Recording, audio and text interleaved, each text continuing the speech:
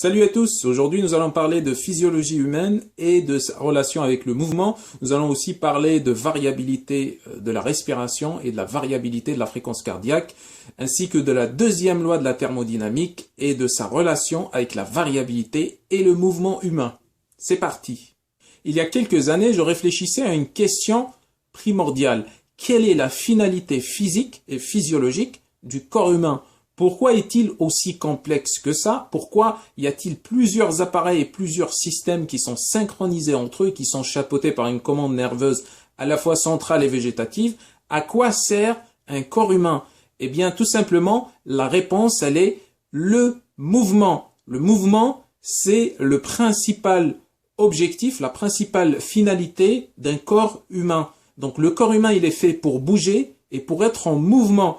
Tous ces appareils qui composent le corps humain, que ce soit l'appareil digestif qui va servir à transformer la nourriture et à l'absorber afin qu'elle puisse ensuite transformer en énergie chimique par le foie par exemple, ou alors le système respiratoire qui va servir de catalyseur de cette énergie chimique au niveau du muscle qui lui-même fait partie de l'appareil locomoteur, et donc toute cette action-là, elle est chapeautée par le système endocrinien ainsi que le système nerveux central et végétatif. Donc tout ce phénomène-là, tout ce processus-là, il est fait afin que cette machine qui est le corps humain puisse bouger, puisse être en mouvement constamment. Maintenant, si vous prenez par exemple, vous allez me dire que oui, le corps humain, il est censé se reposer au bout d'un certain moment. Eh bien, c'est simple. Le corps humain va se reposer, il va dormir, il va être en immobilité afin qu'il puisse bouger encore plus par la suite.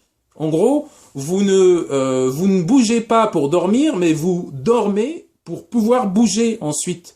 Ce principe du mouvement qui est la finalité du corps humain, vous pouvez aussi le trouver dans les constituants de ce corps humain, qui sont les systèmes, les appareils, les organes, les tissus, ainsi que les cellules. Si vous prenez par exemple l'appareil respiratoire, vous allez trouver que ces cycles respiratoires sont différents.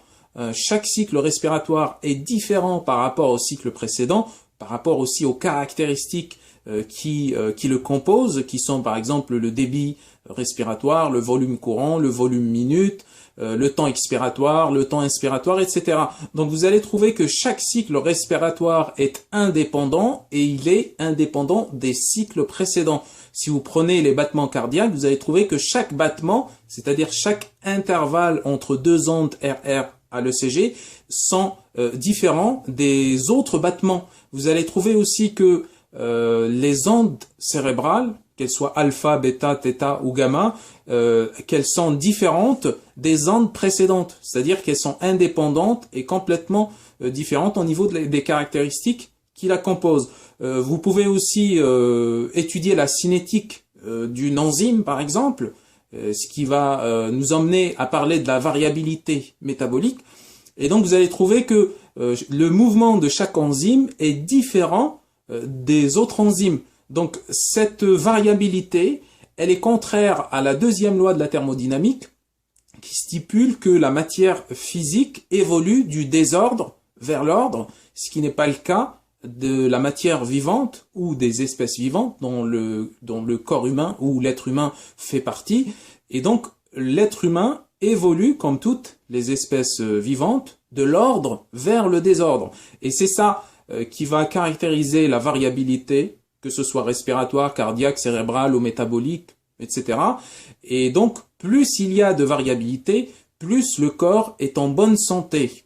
Si on applique ce principe de mouvement et de variabilité sur les comportements de l'être humain, on va trouver aussi que ça colle très bien, parce que quelqu'un qui est toujours immobile, quelqu'un de sédentaire par exemple, c'est quelqu'un qui n'est pas forcément en bonne santé. Or, quelqu'un qui est sportif, qui bouge, qui fait des choses régulièrement, eh bien c'est quelqu'un qu'on peut considérer comme étant en bonne santé. Et c'est cela la variabilité et la complexité. On peut aussi trouver ça au niveau des comportements. Quelqu'un qui va tous les jours au même endroit par exemple, on va trouver que la trajectoire qu'il va emprunter pour aller à cet endroit, elle est différente de jour en jour. Et il serait vraiment inquiétant si chaque jour, il va emprunter exactement la même trajectoire. Ça n'existe pas, ça, chez l'être humain en général, parce que c'est quelque chose de vivant.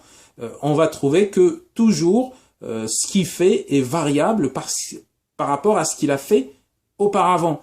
Donc, la variabilité est une notion qui explique beaucoup mieux l'espèce humaine, voire même les autres espèces, les animaux ou les végétaux, mieux que la loi de la thermodynamique qui, elle, est plus appropriée, à proprement parler, à la matière physique morte.